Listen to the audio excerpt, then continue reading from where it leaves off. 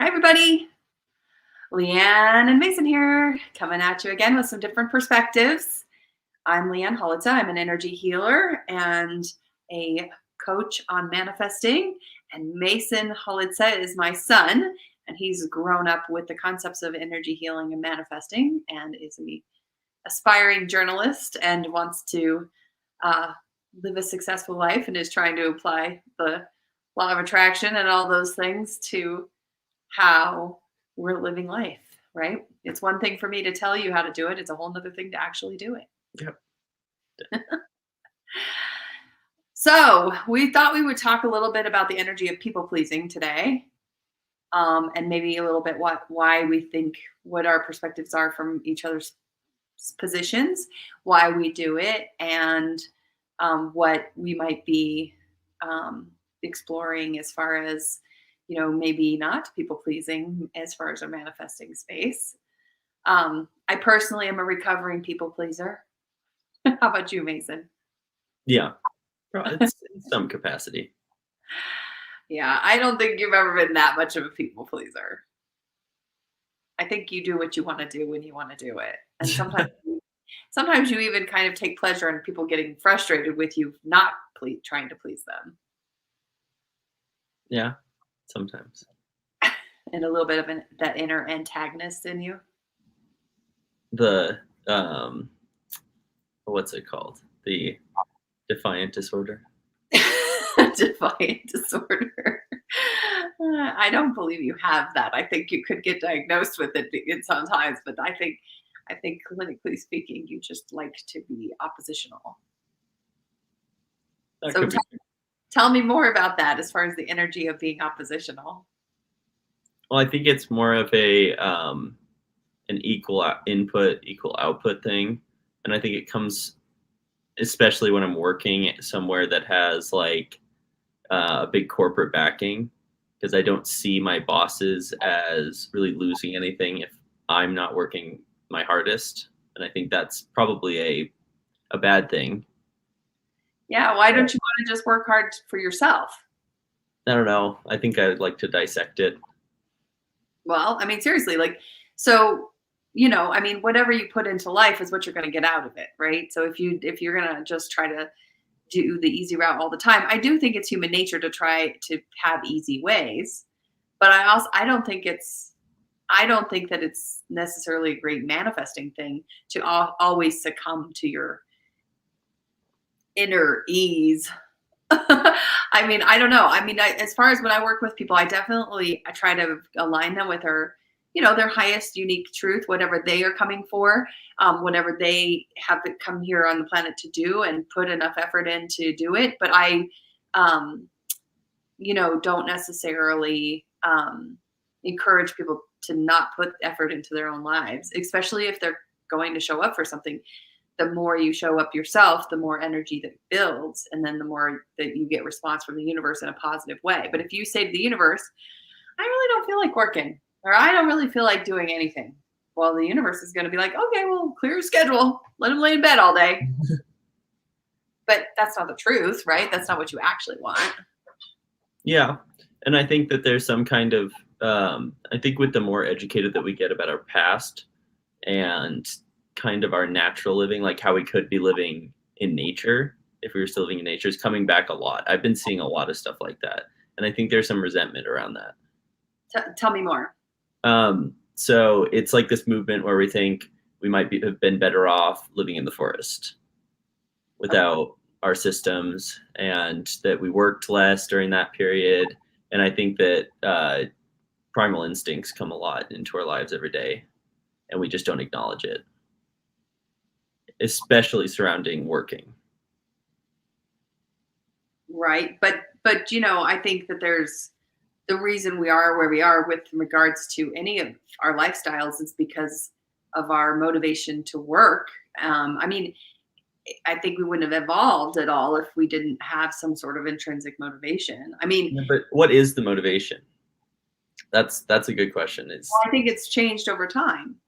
Well, what's the motivation to better our species? Why? Just why?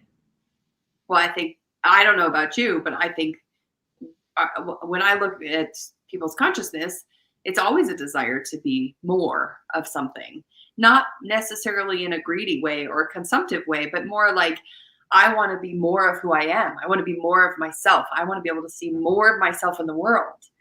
And if I see an absence of what I am in the world, I'm going to want to do something to make that more visible to me. So, for example, me being an energy healer and having the experience of working, I have a full-time schedule working as an energy healer and working in an office building where everybody was like, what's that weirdo doing?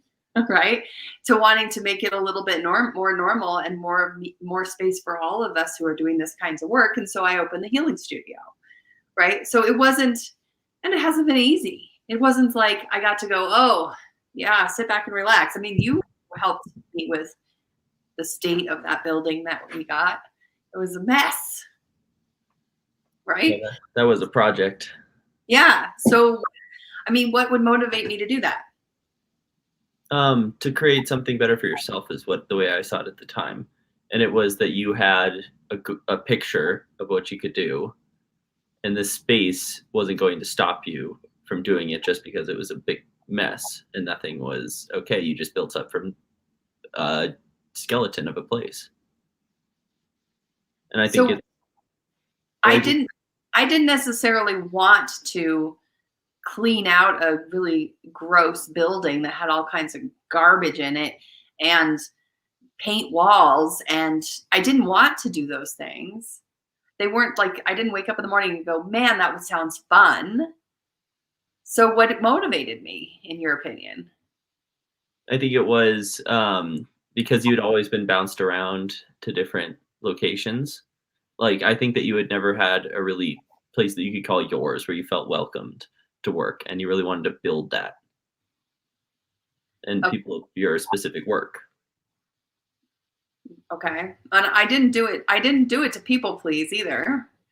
I guess what I'm just pointing out is like that, you're talking about not like getting back to nature or whatever. I mean, there's, a motivation. Some people are motivated to get off the grid and to just do the basics, get back to the basic living, chop wood, carry water, right? And some people want to go on, super yachts and fly in helicopters and have a really expansive experience that way. I don't think either one is wrong. I think there's some judgments that go across there. But I think it's just who you came here to be and what you came here to experience.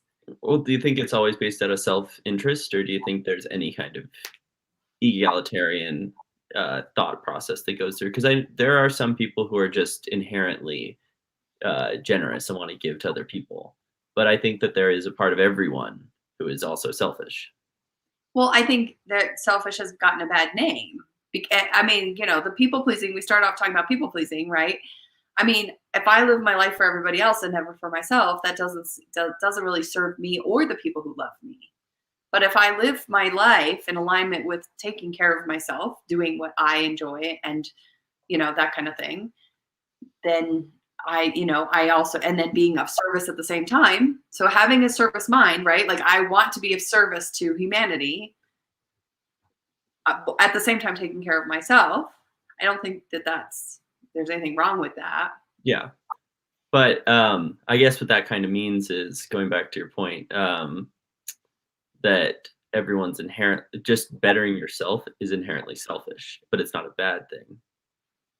Yeah, well, and I there's a Malcolm Forbes quote that I like to reference, which is hanging in your dad's office here where I'm sitting. It says, the biggest mistake people make in life is not trying to make a living at doing what they most enjoy. We've talked about this before on our podcast. I guess what I'm trying to figure out for you is I didn't most enjoy painting walls and clearing up crap from an old rundown building. But I do most enjoy inviting clients for my community into my space and having a nice, beautiful community space. And so I'm willing to do what it takes to get there. I guess I'm just wondering, what are you willing to do to get where your vision is? Yeah, and I think that free thought is a big part of that, just being able to expand the way that I think. is a huge part of getting to where I want to be. And just being able to like see things from everybody's perspective and not be narrow minded is one of my biggest challenges that I try and overcome. Okay. Well, so not being narrow-minded. Um, I mean, isn't it kind of narrow-minded of you to say there's some corporate thing above me, so I'm not going to work that hard? Yeah, I would say so. I, Um, I but mean, I would also say that it's kind of a little both, but at the same time, it's hard to break me out of that thought pattern. yeah. Well, so I used to work for a big corporation I won't name, and I, have there were people in there who were totally hiding out in that corporate structure, who were like not working at all, but just pretending to work and getting paid well. And there were people like me who would work hours and hours and hours as hard as I could to try and get what was expected of me.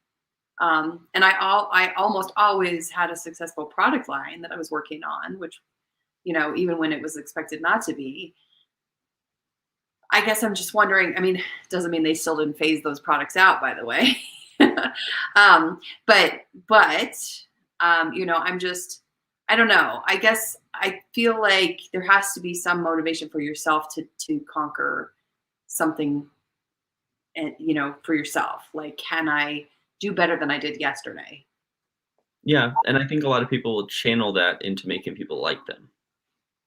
And back to our point of people pleasing, I think a lot of people will channel, I'm going to be better today, and confuse it for I'm going to make more people like me today. Hmm. Right. But what if you weren't motivated by anything but judgment but your own? Yeah, and I think that's hard for people. I think it's not hard for some people, but I think that there's a lot of people who it's hard to like allow someone to dislike you because of making a better decision for yourself. Is it hard for you? Sometimes, yeah. So it's hard for you to be motivated unless somebody notices and praises you. I wouldn't say that's what I'm saying. I'd say that if someone notices and praises me, I might feel a little better about what I'm doing right then, but I won't feel better about myself. Like if I know I could have done better, then I'll still feel like a little bit of nagging. Okay. So might as well do it as best you can the first time. Yeah. And I think that comes into play with school a lot too. So who are you most inclined to try and people please? That's a good question. I think friends a lot. I think that has been in high school, especially. And what kind of behavior did you do to try to get people to be pleased with you? I think there would be certain times where a bunch of people would be watching a TV show, and then everybody else who hadn't watched the TV show would watch it just to feel included. And I think that there was stuff like just like attaching to other people's hobbies, attaching to other people, like games that people would play just to get into hanging out with them or being in their circle. Does that make sense? Yeah. Yeah. So what about well, I guess I'm going to throw this out. What do you see me people pleasing? What do you see me do? Um, Not sending your steak back at a restaurant when they do really bad. Did that happen? When did that happen? Mason just turned 20, by the way, so he's now officially a 20-year-old here on this podcast. Yeah, okay. So do you think that's a people-pleasing thing or a conflict avoidance? I think it's a little of both.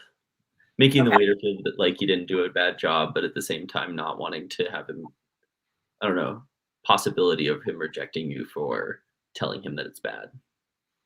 Hmm. Yeah. So I this is true. I'm not very good at restaurant conflict or whatever. I don't like to complain. And actually, I had an experience yesterday with snow shoveling. So all season, my next door neighbor at the studio's been their snow shoveling company has been using a vehicle of some sort on the sidewalk, so it goes across, and then they leave the vehicle, they leave the sidewalk on my property. So there's been like these mounds of snow on my property because that's where they're kind of pushing it to. And they've also like knocked my decorative rocks and clogged the gutter where it's supposed to melt. So I get there and I shovel myself, and I have to shovel, and I get all mad about it but I haven't said anything. Well, yesterday we got a whole lot of snow. So I was mad, took a picture, sent it to the property manager and said, please talk to your snow removal company. And then I shoveled it all, but there was still a big problem in the gutter that they had left. And all of a sudden I see them arrive behind the building to shovel the back. Mm-hmm. And I normally don't do this, but I was like, oh, heck yes. I went back there and I said, you guys, you have to stop dumping your snow on my property and having me clean it up. That's not okay. Whatever snow removal you're doing has to be contained to the property you're working with and moved out of the way. And none of them spoke English except for one person. So they all kind of just looked at me like, what did she just say? But then they came and remedied the gutter. They cleaned the gutter out, and they were apologetic. I wasn't rude, but that I was unusual for me to get so aggressive about it. I was like, this is not okay. And it isn't. And I, should be quicker to do that. But to me, I feel like that's conflict avoidance and fear of rejection, like them telling me your experience is not right. Right? Like, oh, this is fine that we do this. You should. Wouldn't that be more gaslighting? Well, gaslighting would be the act of telling me that I wasn't right, but invalidating. Yeah. Yeah. So I guess I'm telling this story because I'm wondering what you think about, I don't know, like, what have you been taught from my example, Dad's example, energetic awareness example, about the concept of being authentic, being yourself versus not? I think there's a lot of time. It's really difficult to be authentic with your personality. Like, you can be authentic, but I still think there's always going to be something that you're suppressing. I think there's a lot of emotional suppressing that happens all the time. For me or everybody in general? I think a lot of people have it. Okay. I can't really speak for other people, but I think that I definitely do it based on the situation. Everybody has to tailor their emotions. Okay, so you feel like there's only certain emotions that are allowed? Not even allowed, but more how expressive you are. Okay. Like, if you're at work, you're supposed to be subtle. You're supposed to be contained. Mm-hmm. Like, not having extreme emotions, not really getting upset. And then at home, I think it's similar. Like, there's an expectation across the board. Well, so there's in the work I do, I very much teach people about their emotional guidance and how their emotions are guiding them, and trying to encourage them to kind of ride that wave of up and down as naturally as they can. Because when you suppress it, then it builds up, and then you have big, big sweeping emotions, right? So do you think if you could just be more regulated and expressive just whenever it comes up, it doesn't have to be such a big thing that has to be tempered? Yeah, and I think it's hard for a lot of people to be expressive. Until it's impossible not to express. Yeah, I think that's I think that's where the introvert extrovert comes into play. Like, what you are based on that, it defines how expressive you are. So I guess back to my original question, which is, what did you learn energy awareness wise, or from being in the household you grew up in, about this whole concept? I think that we were taught that we could express our emotions no matter what. And we weren't there wasn't a lot of the gender stuff where they're like, you have to be manly, you have to be well put together. And there wasn't a lot of that. No, I mean, it's not in regards to emotions, but your father does use it in reference of work ethic, which is sometimes misguided in the statements of saying things like "man up," right? When you're not taking responsibility for something. And I think that's trained. Yeah, you say "person up." Yeah, you're adult. Or something else besides man up, maybe. Yeah, I mean, don't I mean, the gender, intentionally was not just energy awareness on my part, but I intentionally did not want to raise men who had toxic masculinity. That was a very intentional choice on my part, was to make sure that you weren't learning that. And I think there still is some societal stuff that you guys have picked up, because there are certain things that you guys do that I'm like, And I think there's some primal parts of that. I don't know that it's primal. I think that's tell me what you think, which parts are primal. I think then like just the drive to be competitive is a huge one. Oh, okay. I think there's a lot more competitive nature. Like, I don't know, in terms of physical fitness, I think it's a big one, because I want to be bigger and stronger than all the other guys. And I think that goes into play at school all the time. And that's why sports exist. Yeah. Yeah. Okay, that's interesting. Wanting to be bigger and stronger. But I what? think it's an alpha. It's an alpha thing. Okay, I can see that. I mean, it's competitive. I'm not saying that there's anything wrong with competition, but energetically speaking, the external drivers are should be secondary to the internal ones. If you're talking about manifesting or creating a life that's authentically aligned with you, not to do it just because you're competing with your cousin, or and because you're saying that because if it gets stripped away, then you just don't have the ability anymore, right? right, and you create a life based on what you think it should be and not what it actually wants to be, right? I mean, if I go up the corporate ladder as fast as I can, which I totally did this. I mean, I don't know who I was in competition with necessarily. But to prove something, or about my worthiness or about who I am, and then later, I've discovered that that's not what defines me. It's kind of devastating. Whereas if you learn to define yourself first and go from that position and create, you can create a lot of more. I feel like you get more momentum quicker, and I feel like you don't have to do the whole dark night of the soul thing necessarily. So inside drivers for manifestation, not external. Yeah. Well, and what do you think about that?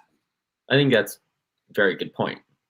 It's not like if you're relying on other people for anything, then I think that you're kind of on crutches. Right. Because, and I'm not saying we're social creatures. I mean, we're going to care what other people think about us. We are going to want other people's praise and approval and noticing. But I think that it's the whole just understanding that we want that, and that's inherent in us, that strips it away a bunch. Uh-huh. Well, and to accept that that's part of us, and to maybe let the people around us know that their opinion matters. I think sometimes you try to pretend like you don't care what people's opinions are, because it hurts to find out that they're not approving of you. Yeah, I think that's partially true. And I think that there's also part of me that thinks they're wrong.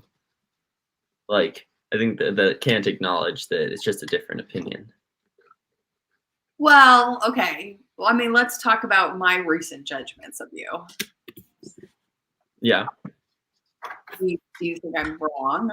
Or do you think I'm missing something? Does that good, indifferent, obstinate? Sorry, could you say that one more time? You kind of phased out for a second. So I'm just wondering how it makes you feel when I express what I'm seeing right now. Makes me feel maybe a little uncomfortable, but I think it's better to be more honest, and I think I appreciate that. Okay, so you appreciate my honesty. Do you want my approval? Yes, I think I do. Okay. Do you want your father's approval? Yeah. And I think that there's a lot of times when people just don't want their parents' approval because they think less of them. Mm-hmm. And they think that they're superior. They think they're better than their parents? Yeah, I think there's a lot of times when that happens. Well, let's hope everybody's better than their parents, to be honest. I mean, that's evolution. You want to be better and better, right? If I am teaching you the best I can, and you're going to learn from me and make it better. Although I will say that pretty much every parent is afraid of messing up their kid. And the ones that aren't afraid of that are the ones who get kids who get upset. Like, if I'm aware of that my impact on you is intense. I'm aware that what I say to you, how we go, that is going to stick with you. Yeah. And I think that that's where a lot of people's opinions come from, Yeah. is their parents and their impressionability, how impressionable they are. So I guess you're saying you do respect your parents. Yes. Okay. Good to know. Good to know. Well, I mean, so I kind of always want to keep us on the topic of like manifesting and energetics. Do you, in your personal opinion, when you look out into the world at this point for you, are the people pleasers more successful than the people who don't care about people pleasing? Well, that's a hard question, because I think that the people pleasers are successful visibly, but the people who aren't people pleasers are more successful exponentially. But then there's this Okay. group that has no motivation, that's all the way down at the bottom, that are completely rejectionist. They're just like, I'm gonna do what I want. But like, I think people like Elon Musk, who just became the richest person in the world, is the opposite of a people pleaser. But the general manager of a store is going to be a people pleaser. Well, so I mean, you do look up to Elon Musk. I know you do, because I've heard you bring him up more than once. So you're paying attention to him. I think I appreciate his candor, the way that he behaves. I don't appreciate a lot of his opinions, because they're kind of extreme, but the type of person he is just exciting. Tell me more, because I think that really, and are you the only one, or do your friends think the same thing? Yeah, I think a lot of people my age think the same thing, because he's kind of a fly by the seat of my pants and be super successful kind of guy. Like, he's like, I could whip this thing together and I'll make $1 million off of it. Right, and he doesn't go, well, there may be a corporation behind this, and that I don't want to work hard. Yeah, well, he goes, I want to sell a flamethrower. Can I sell a flamethrower? No, you can't sell a flamethrower. So he just does it anyways, makes a new company, and makes $100 million off of it. But see, he has an intense intrinsic motivation. Yeah, but I think it's against what's already built. I think he is what's the word I'm looking for? He is I lost it. He's defiant against everyone in society. He's like, you think you can do it better than me? Well, I can do it a lot better than everyone else. So there's some competitiveness again. Yeah. So, I mean, okay, so let's talk about your personal motivation. So what motivates me personally is, well, and there is like the top 10 motivators, right? And the top 10 motivators can be, self-mastery, social connection, tangible rewards, which is like money, curiosity, purpose, playfulness, helping others, competition, recognition, and structure. So for me, social connection and curiosity for sure. And I mean, helping others. If I feel like I'm helping, I want to do that. I want to do more of it. What do you think motivates you? I think that there is some aspect of me that has that motivation where I'm just like where I'm like, I think that I can do it better than what's being done right now. So competition. Yeah, there's competition, but I think it's based out of like this exasperation where I look at what's happening in a certain place and I'm like, oh my God, why is it so bad? Why are they doing such a bad job?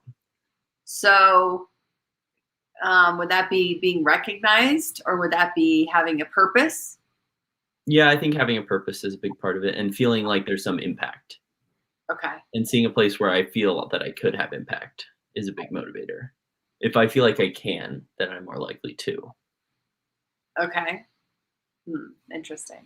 So if you can't, you won't even try? I think that there's part of me that does think like that, but I think that I can get around that. So avoiding failure. Let's make that our next topic, failure. That is a really good one. Avoiding failure. Failure and avoiding it. Write that down so we remember to talk about that. All right, you guys, we're out of time today. We so very much love talking to you guys, and we appreciate our viewers and our listeners. And if you guys have comments or questions or a topic request or something like that, feel free to post it now or whenever you find us. Okay. All right. Take care, everyone. Have a great rest of the day.